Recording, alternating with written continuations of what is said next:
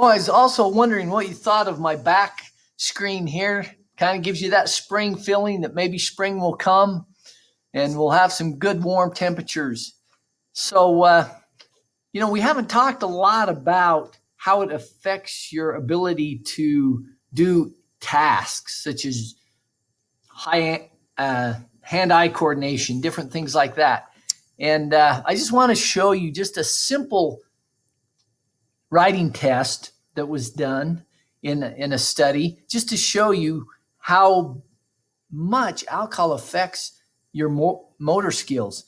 Now, writing is something that's not a higher level. It doesn't take a lot of thinking. Like if you're behind a wheel, you're thinking, push on the gas, brake. I got to look up ahead to see what's ahead, what's behind me, what speed am I going, all these different things that has your attention. Whereas writing, you've been doing it your whole life. You don't even think, if I have you sign your name, you don't even think, okay, I'm going to make my S like this or my M like this. You just write it, and it's pretty much the same every time.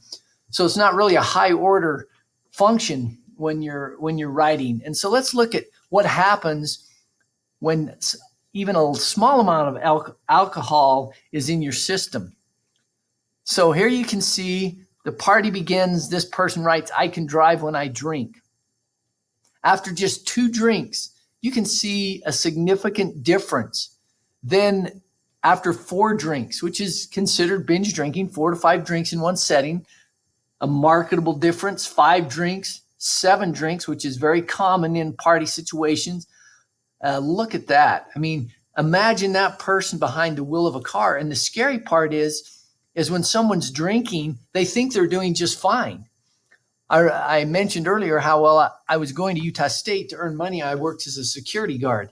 And when I would ride around with a police officer and they pull over a drunk driver and have them go through the sobriety test, invariably they thought they did amazing and were shocked that they had failed miserably. And which makes it even more scary. You and I can see this writing and all the difference in that writing from the drinking, and imagine that person behind the wheel. So I just kind of wanted to show you how much it affects our ability to do little motor functions. Now, the last thing I want to talk about is some of the organs of the body that are affected by alcohol. We won't go through too much of the brain again. We've already talked about that. Number one, I mean, it kills brain cells. It's a poison that kills brain cells. And to emphasize again, you have the number of brain cells at birth that you're going to have for the rest of your life. You don't, by the time you get old like me, you've lost plenty of them. You don't need a substance to help lose even more. But we're going to talk about some of the other body organs of the body that are affected by alcohol. So let's start with the blood vessels. And I briefly talked about this earlier.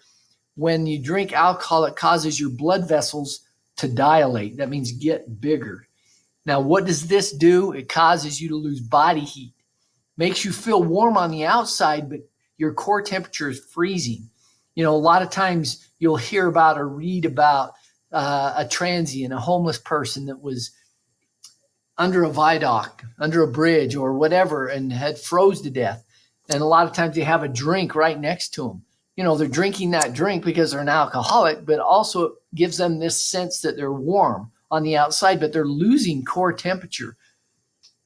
So it causes you to lose that heat and become very